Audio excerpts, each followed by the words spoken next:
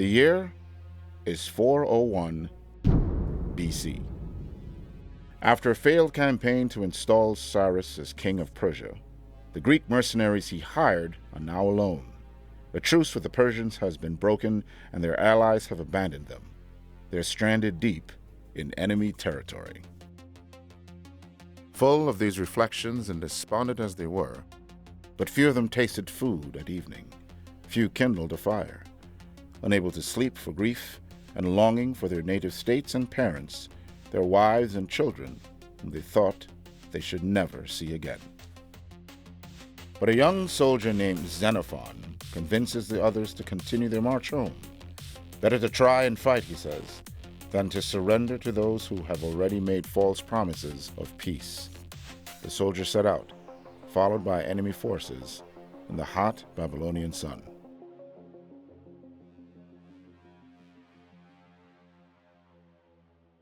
But what do an ancient Greek army, Coney Island, and Brooklyn College all have in common? Well, they all played a key role in the writing of a provocative novel turned cinema cult classic. This is a story of a CUNY graduate who became a Guggenheim Fellow, and the story he wrote about a group of urban warriors.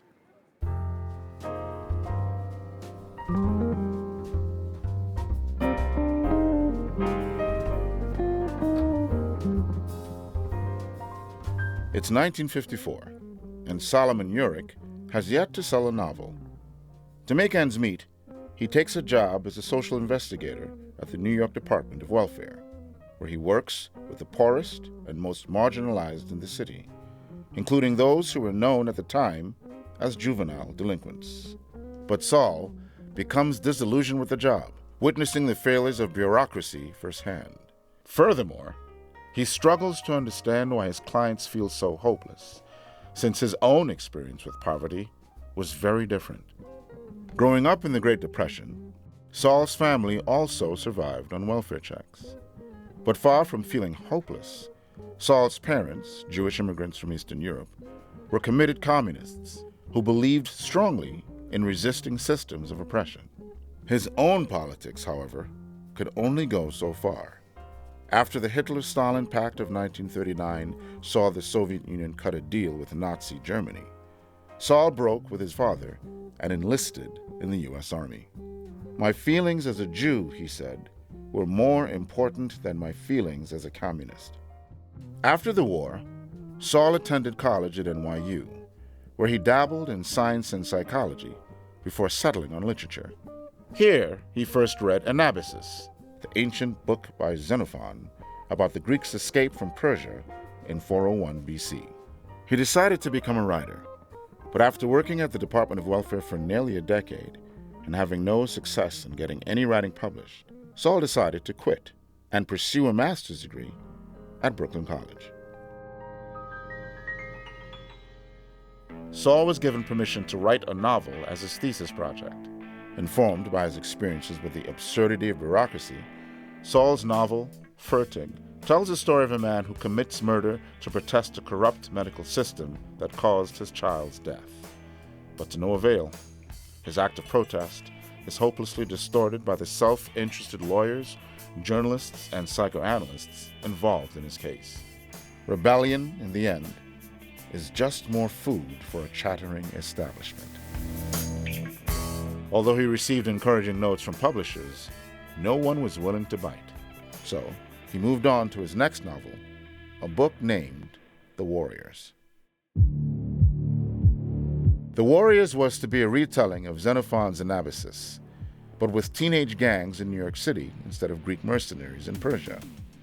After an attempt to unify New York street gangs and take over the city goes awry, the protagonists, a small gang called the Dominators, are forced to make their way across hostile territory back to their home turf in Coney Island. In the 1960s, as in most eras, America had an obsession with teenage violence. The seemingly irrational violence of teenage gangs became a source of fear for the public, fueling panicked literature and movies on the subject. But Saul sought to understand the phenomenon better and conducted intensive research for the book. He walked the lengths of the city where his story took place, including a stretch of subway tunnel from 96th Street to 110th Street in Manhattan, and even went so far as to rent a truck from which he could spy on teenage gang members on their own turf. What he found was a culture that mimicked the power structures of society at large. They had their hierarchies, strict codes, infighting, they engaged in rituals, oaths, and intergang diplomacy. In short, they provided the most impoverished and hopeless children of New York with a version of the society and values they were excluded from. In that context, gang violence was, to the participants, entirely rational.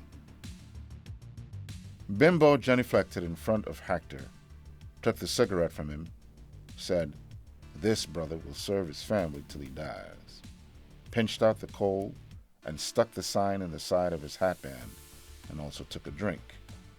As each man said that this brother would serve his family till he died, they felt more and more the fighting spirit uniting them into one, till they could take on anyone.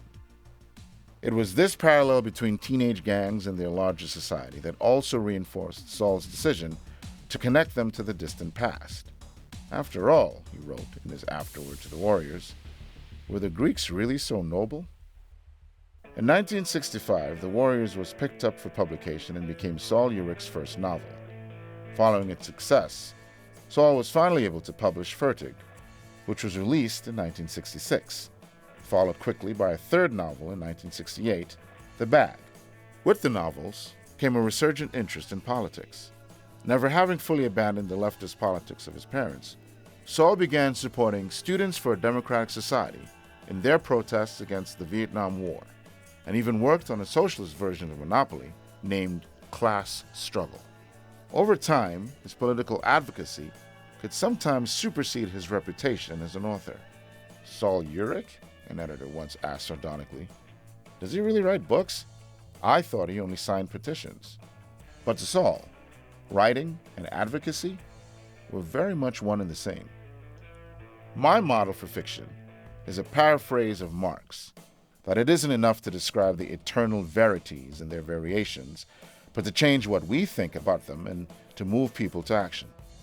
In 1972, Saul Yurick received the Guggenheim Fellowship for his work in fiction. 2 more novels followed, as well as a collection of short stories. But it was another medium entirely that would ultimately cement his legacy. Warriors, come out to play!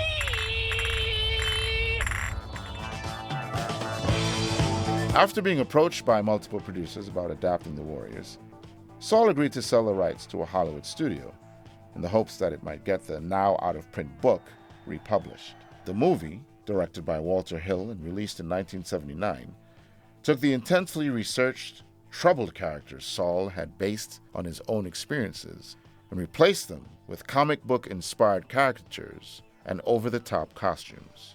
The film has since become a cult classic, seeing multiple re-releases, action figures, a video game adaptation, and a concept album by Lin-Manuel Miranda, with a stage version set to premiere on Broadway in 2027. But left behind amidst the Hollywood glitz and cult popularity were the real-life teenagers that Saul wrote about. There was no revolution, and certainly no royalties, for the down and out of New York. I looked for my novel on the screen. I found the skeleton of it intact. Its revolutionary content was missing. With the decline of mass movements in the 1980s onwards, Saul became something of a political orphan. He pivoted towards nonfiction and free-form social analysis, much of it going unpublished. And while he never ceased to invigorate and provoke the intellectual circles in which he was a part, the revolution would have to wait. Like the expedition of Cyrus in 401 BC, the 1960s and 70s failed to bring a lasting revolution, ending instead with political defeats, divided leadership, and even some bloodshed. But while the people that Saul wrote about weren't able to conquer the system ruling over them, time will tell if they can at least find a way home.